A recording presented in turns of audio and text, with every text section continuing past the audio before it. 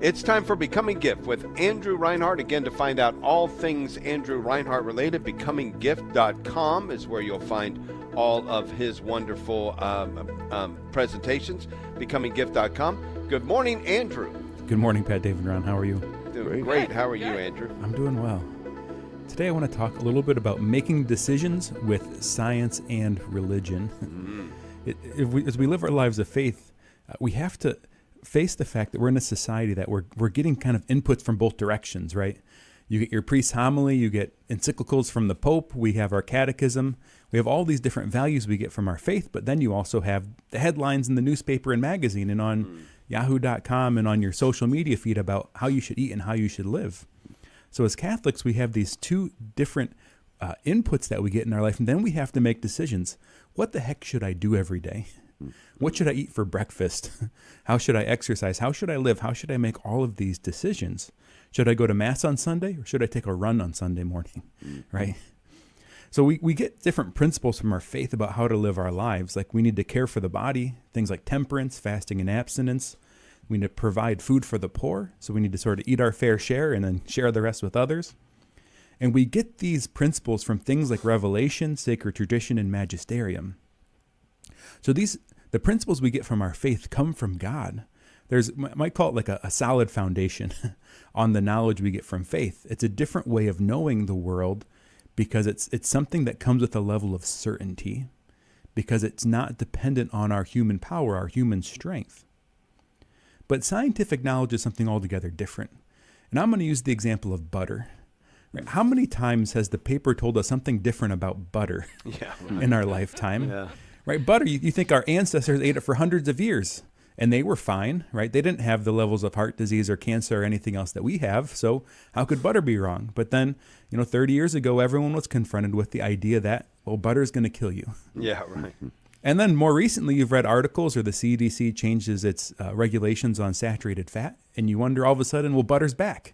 Maybe butter's the healthier thing we should eat, and all those trans fats that we put into our diet, maybe those weren't good for us.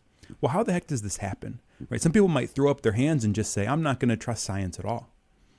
But this process of coming to know things gradually through observation is very essential to us coming to understand the world that God has given us.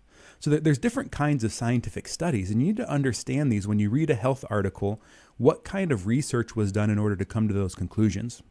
One of the most common ways of research is called a population-based study. And what they do is they'll take people, thousands sometimes tens of thousands, and they send out food surveys. And they ask them, what did you eat? Yeah. And then what they do is they pull up all that data and they make associations with their outcomes. Right? How many of those people had a heart attack? How many got cancer? How many died at what age? Then they'll go back through their eating reports and try to make associations with those outcomes. Of course, this is great because you can get large sets of feedback. But the problem is, one, how well do you remember what the heck you ate on any given day, much less over the last 6 months? So these will help develop different hypotheses, but if you ever see something from a population-based study, you ought to hold it with a grain of salt. One of the issues with these is called healthy user bias, meaning the things that have already been reported to make you healthy, the people that generally behave are going to be doing those things, and generally the people that misbehave aren't going to be doing those things. Right, so one example of this would be whether or not you should eat red meat. Well, there was all kinds of reporting on that. So now that affects all the data with these health studies. That the people that already are going to smoke and drink and do all these other things that are bad for you are probably going to eat the red meat. Where the people that are generally going to try to be healthier and behave are probably aren't going to eat it. Right, so you have all this noise in the data because there's all these other inputs. You also have what are called mechanistic studies. You might come up with the hypothesis that there's certain mechanism in the body that would cause this outcome. And so they might take this into the lab and study it, for example, in a petri dish. They might have like a certain strand of bacteria that has some genetic similarity to humans. And they'll study, well, if I put this in the petri dish, what happens on the other end of that? So we've got to make a distinction between what happens in vitro versus in vivo. In vitro meaning what happens in the lab, where in vivo is what happens in your day-to-day life when you live. And you might be able to test one of these hypotheses and strengthen it. But then ultimately what's called the gold standard in research is what's called a randomized controlled trial, sometimes double-blinded. So the randomized mean that people in the study are assigned to either be the control, meaning they get what they think is going to work versus the people that don't get it, that are just sort of given the ordinary daily life. And these people are sometimes put in like a food ward.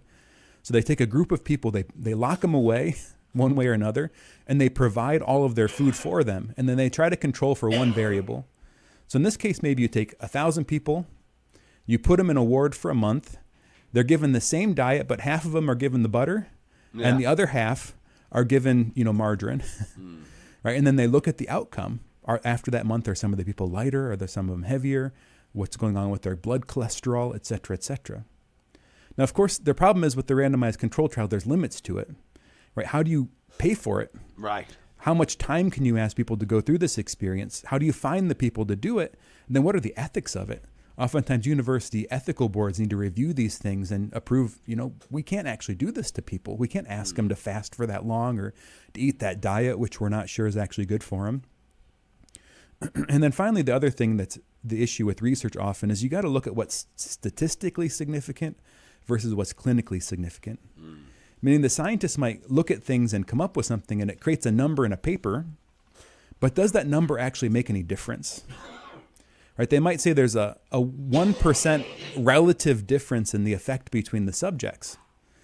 Well, if the absolute effect was only 1% in the first place, that 1% difference is 0.01% difference, right? So it's like a 1 in a million chance that it's going to actually have an effect in people.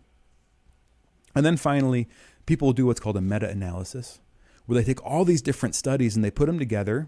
They'll take the randomized controlled trials, the mechanistic studies, the population-based studies, all on a single topic, and they'll look at them all together and evaluate them, sometimes using AI, sometimes with just a bunch of research assistants at a university. And then they'll try to make conclusions based on the preponderance of evidence from all the different studies. Now, all of this might make your head swim, and it even makes the researcher's head swim sometimes. But the point is that we have to take our scientific knowledge with a grain of salt. We should hold our convictions with faith tightly, but hold our scientific convictions loosely. That's because the science is always moving forward from hypothesis to experimentation to then a thesis that comes out of it. But that thesis then needs to be tested again with a new hypothesis. So we can expect knowledge coming from science to continue to change. And when people say things like, well, it's a proven science, right? They're just proving that they don't even understand the scientific method. Because science is always being challenged by other scientists in order to come to a further and further conclusion. And then the ultimate challenge is then, what do we do with the headlines? Because you're not just dealing with the research, but you're dealing with people that are trying to sell papers or get your attention on social media. Right? So they're often just trying to sensationalize the hypothesis of some researcher. So as people of faith, with a habit of religion, we need to make sure we don't translate our religious convictions into our scientific convictions. So sometimes we try to bring the same mindset into our diet that we bring into our faith. But on the other hand, people that don't have faith, sometimes they try to fill the gaps. Meaning it's like, since they don't believe in God, they're going to believe in their diet, and they're going to become an evangelist for whatever, veganism or keto or whatever, like they might for the gospel.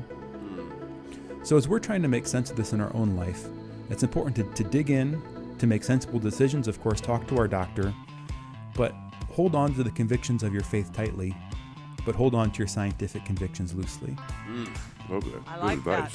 I like that, yeah. It's wonderful. Yeah, I'm always amazed at how people don't understand science. And then there's correlation and causation, a whole new thing. Thanks, Andrew.